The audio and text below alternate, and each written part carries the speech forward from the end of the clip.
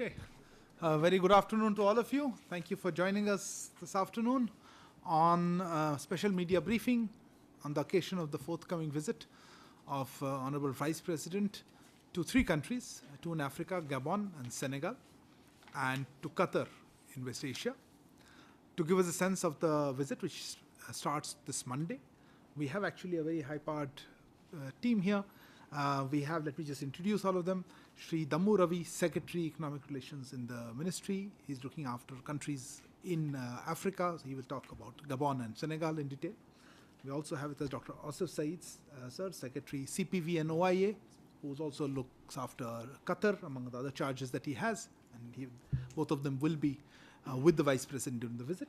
Also with us are the heads of division, the Joint Secretaries looking after the countries. We have Mr. Sevala Naik. Shri Sevala Naik is Joint Secretary, Central and West Africa, and he looks after, of course, both these countries I mentioned, Gabon and Senegal. And we have Shri Vipul, Joint Secretary, looking after Gulf countries in the ministry. He will be handling the Qatar leg of the visit. So, sir, I would request you to make some brief opening remarks, give a sense of the visit and what we are looking forward to it, and then I will request Dr. Asif Saeed to speak, and then we can take a few questions. So thank you very much, Arindam, and nice to meet you all, and to give me the opportunity to brief you about the Honorable Vice President's visit. Let me just give you an overview, and we'll come back in the question and answer session as to what specific areas we can cover. So the most important aspect of the visit is the first ever high-level visit from India to both Gabon and Senegal. So Vice President is visiting these two countries from 30th May till 4th. 4th he departs from Senegal and goes to Qatar. 30th May, so 31st and 1st are the main visits in Gabon. On the 1st, the Vice President goes to Senegal from Gabon, and 1st and 2nd and 3rd are the three engagement days, and then he moves to Qatar. Now, let me put this visit of the Gabon first. So as you all know, Vice President is accompanied by 4 members of Parliament, part of his delegation, then there are officials who are also part of his delegation. So it's a quite significant high-powered delegation that is going. Of course, the focus in terms of the visit to the region is the West African region, which is a Francophone countries. So both Gabon and Senegal are Francophone countries. So India's engagement with Africa is enhanced, as you all are aware, since 2015 when we did this India-Africa Forum Summit. The number of visits have enhanced. So in the last, since 2014, the visits are 34 from our side and 100 visits, incoming visits. So that actually characterizes the relationship. The prioritization from our side in putting Africa on top of the agenda, and clearly with the guidance and direction of Honorable Prime Minister, Africa is continuing to be a priority continent for us. And so in terms of the Gabon visit, so President Ali Bongo is the main interaction that Vice President would have. He had already visited India before. He's quite familiar with India. 2015 he visited for the India-Africa Forum Summit, and then subsequently for the India International Solar Alliance he visited in 2018. So there have been visits from that side, but from our side this is first high-level visit. So this year actually an important aspect of our relationship with Gabon is that both of us are in the UN Security Council non-permanent membership capacity. So in that sense, we have a very close interaction even in the multilateral fora, particularly in the UN. Our trade has improved quite in the last 4 years. It has gone up from 440 million to 1.12 billion, which is almost doubled, more than doubled. So that our trade, which is growing with Gabon. Then I take and ICCR scholarships facilitate interaction of students and also capacity building. Um, a significant number of Indian companies are present in Gabon. We have about 54 companies that are already active in the business arena.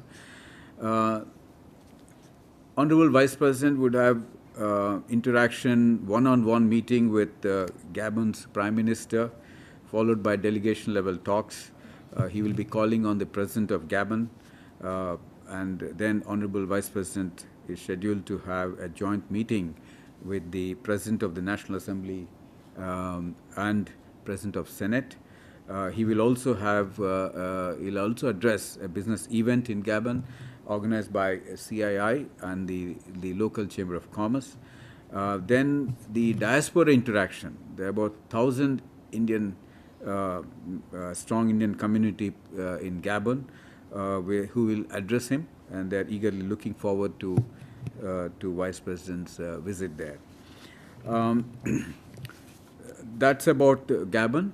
And then Honorable Vice President goes to Senegal on the 1st, and there on the very first day of his arrival, he will have delegation level talks with the President of Senegal.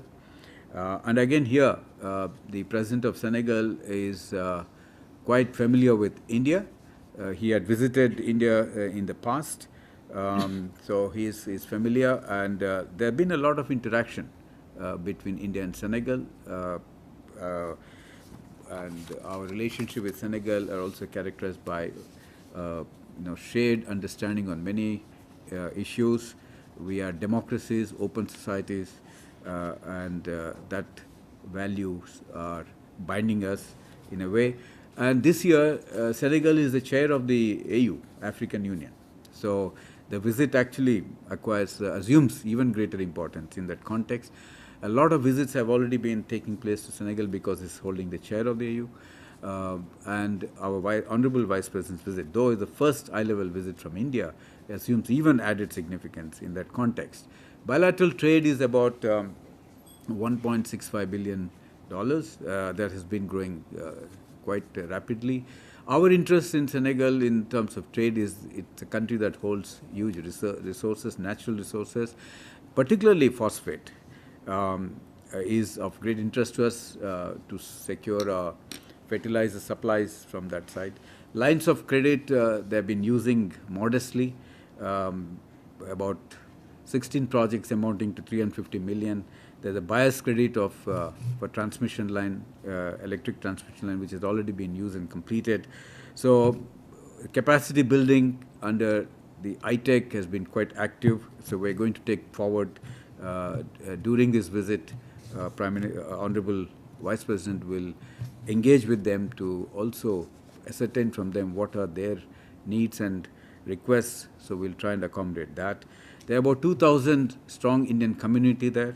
The Honorable Vice President will be interacting, addressing them, and he will also have interaction with the business community.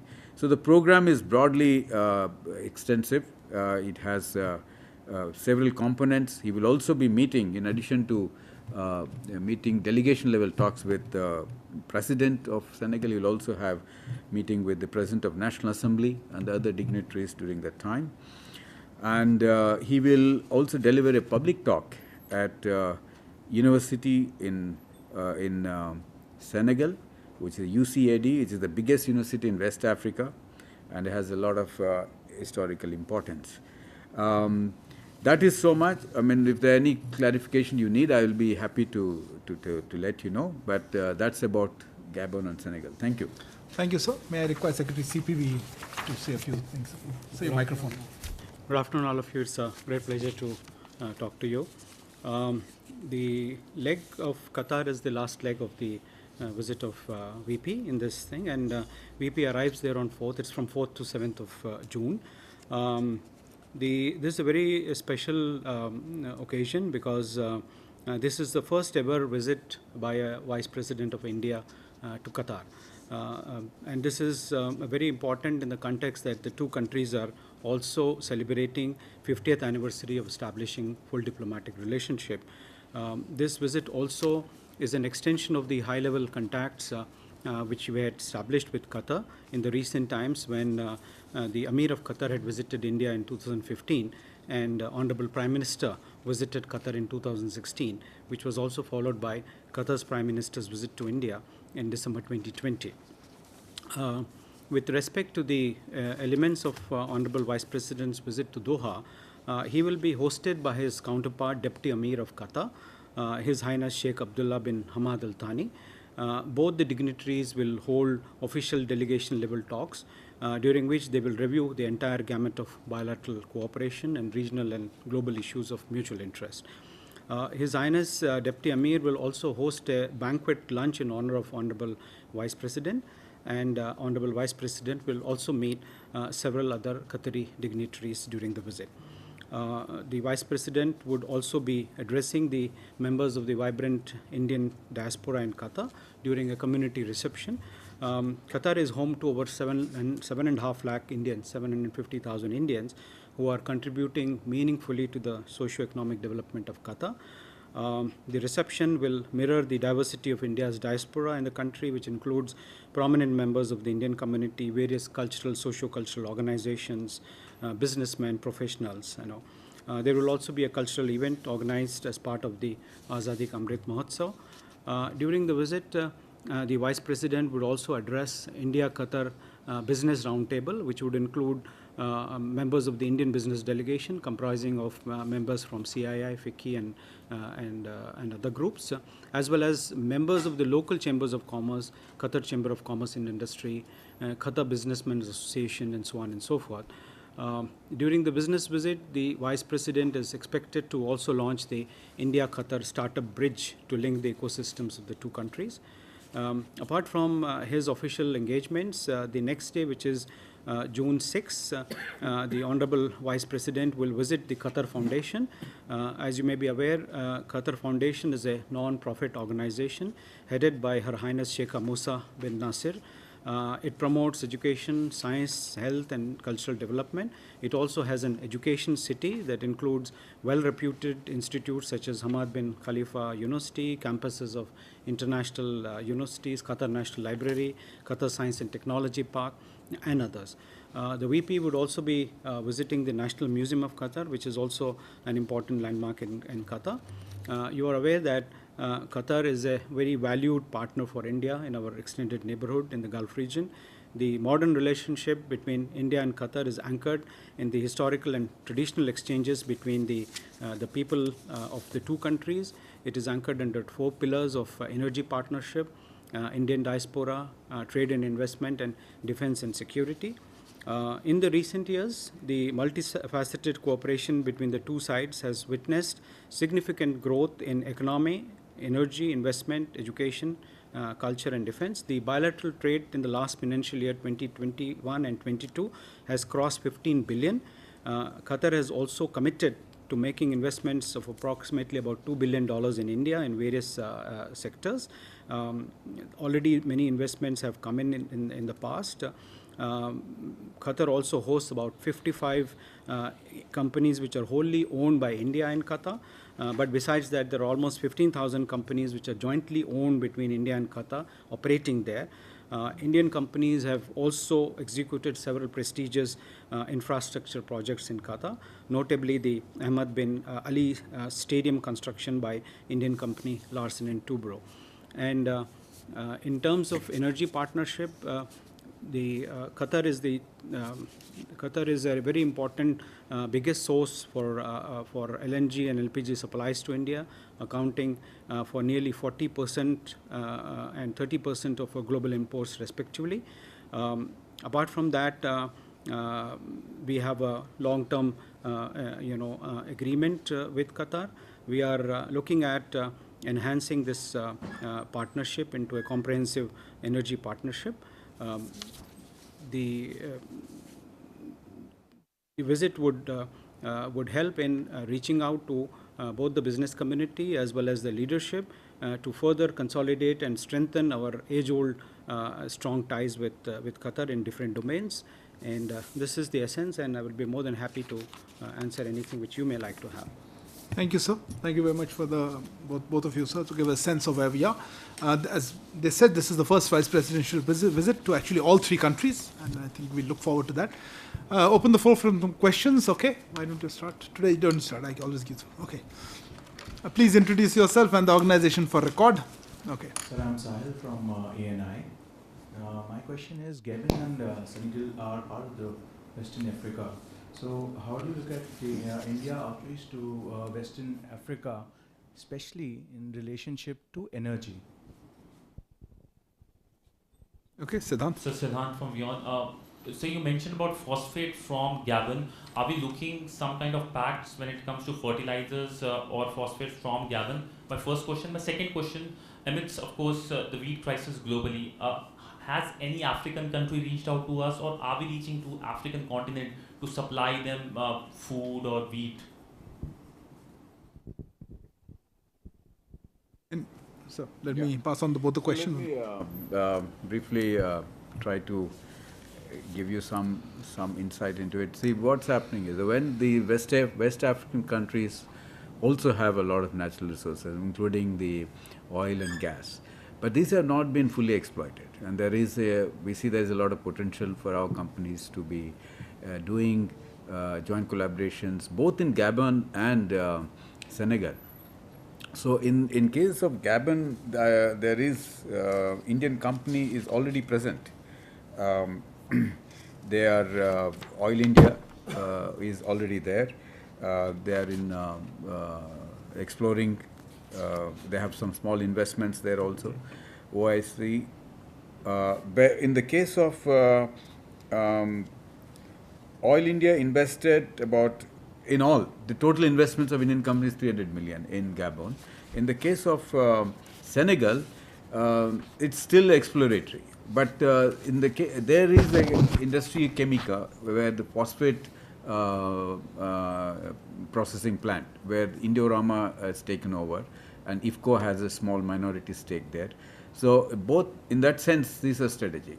So the longer we are there, we are able to look at the energy point of view. It's a very important area for us from an energy security point of view in a long term. But these are again, needs to be decisions that will be made on the business interest and our own long-term interest. So that will determine how deep we would like to go in terms of investment. In terms of wheat, countries that have asked for us for wheat. See, even before the crisis, there have been interest in procuring from India both rice and wheat. Some countries in small quantities, some countries in large quantities.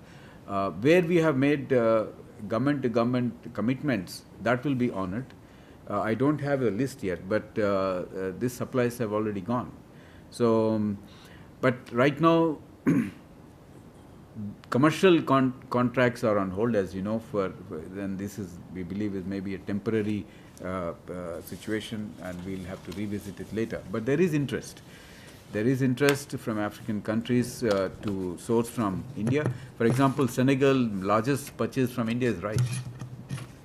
Senegal largely imports rice from India, and they like to have commercial deals. I think this has been going on commercially, not grants. So there is a potential for us. We have to wait and see how situation worldwide in terms of food grains are there. Thank you, sir. If there are no other questions, you have some more, Siddhant? Okay. Okay. How much the Afghanistan situation will be there, because Qatar was essentially the hub essentially in resolving, or perhaps with the current situation, what has occurred in Afghanistan. Yes, any other questions? Otherwise, we'll close it with this one. Nobody else? Okay, so over to you. Yeah. Okay. Siddhant, you know that Qatar has been playing an important role in Afghanistan, both with mediating with Taliban and others, and it has also played an important role in the U.S. When they U.S. and the Western countries when they left Afghanistan, and also in the evacuation of various nationalities. So we have been, having regular discussions, with various countries on Afghanistan, especially in the context of Qatar. We had the Qatar Special Envoy on Conflict Resolution, Mr. Mutlaq bin Majid Al-Qahtani, who visited India in August 2021. That discussion is there, and of course we have been discussing Afghanistan and also the regional developments with our partners in the Gulf, Saudi, Qatar, and others. So obviously this is a topic of interest to everyone concerned, and how things pan out in Afghanistan. So we would welcome any kind of discussion which is there on that, and of course we had appreciated Qatar's role, constructive role which had played in Afghanistan, and as trusted partners, our regular consultations on Afghanistan as well as other countries will continue. Thank you very much, sir. Thank you to Secretary Yars, to Secretary CPV, as well as to Joint Secretaries CNWA and Gulf. Thank you for your presence today afternoon. Good day.